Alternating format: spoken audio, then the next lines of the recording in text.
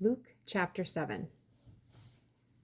When he finished speaking to the people, he entered Capernaum. A Roman captain there had a servant who was on his deathbed. He prized him highly and didn't want to lose him. When he heard Jesus was back, he sent leaders from the Jewish community asking him to come and heal his servant.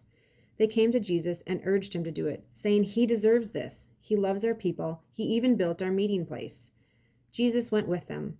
When he was still quite far from the house, the captain sent friends to tell him, "Master, you don't have to go to all this trouble. I'm not that good of a person, you know.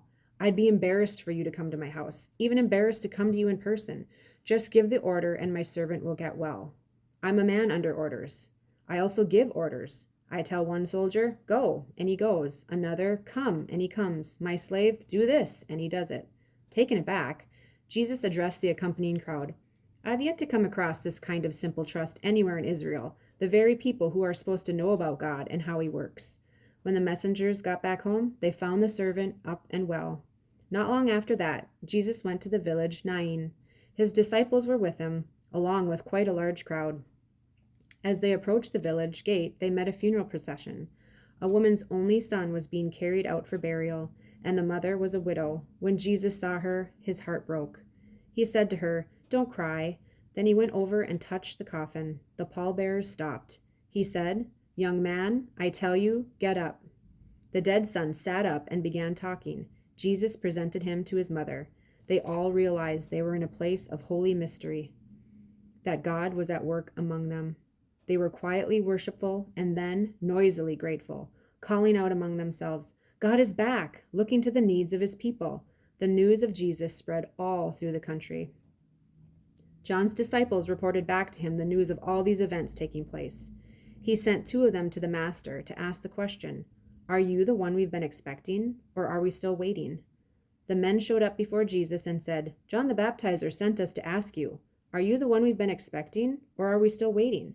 In the next 2 or 3 hours, Jesus healed many from diseases, distress, and evil spirits. To many of the blind, he gave the gift of sight.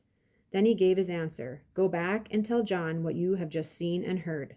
The blind see, the lame walk, lepers are cleansed, the deaf hear, the dead are raised, the wretched of the earth have God's salvation, hospitality extended to them." Is this what you were expecting? Then count yourselves fortunate. After John's messengers left to make their report, Jesus said more about John to the crowd of people. "What did you expect when you went out to see him in the wild? A weekend camper? Hardly. What then? A sheik in silk pajamas? Not in the wilderness, not by a long shot. What then? A messenger from God? That's right, a messenger. Probably the greatest messenger you'll ever hear. He is the messenger Malachi announced when he wrote, 'I'm sending my messenger on ahead to make the road smooth for you.' Let me lay it out for you as plainly as I can. No one in history surpasses John the Baptizer, but in the kingdom he prepared for you, the lowliest person is ahead of him. The ordinary and disreputable people who heard John by being baptized by him in the kingdom are the clearest evidence the Pharisees and religious officials would have nothing to do with such a baptism, wouldn't think of giving up their place in line to their inferiors. How can I account for the people of this generation? They're like spoiled children complaining to their parents. We wanted to skip rope, and you were always too tired. We wanted to talk, but you were always too busy. John the Baptizer came fasting, and you called him crazy. The Son of Man came feasting, and you called him a lush. Opinion polls don't count for much, do they? The proof of the pudding is in the eating. One of the Pharisees asked him over for a meal. He went to the Pharisee's house and sat down at the dinner table. Just then, a woman of the village, the town harlot, having learned that Jesus was a guest in the home of the Pharisee, came with a bottle of very expensive perfume and stood at his feet, weeping, raining tears on his feet. Letting her hair down, she dried his feet, kissed them, and anointed them with the perfume.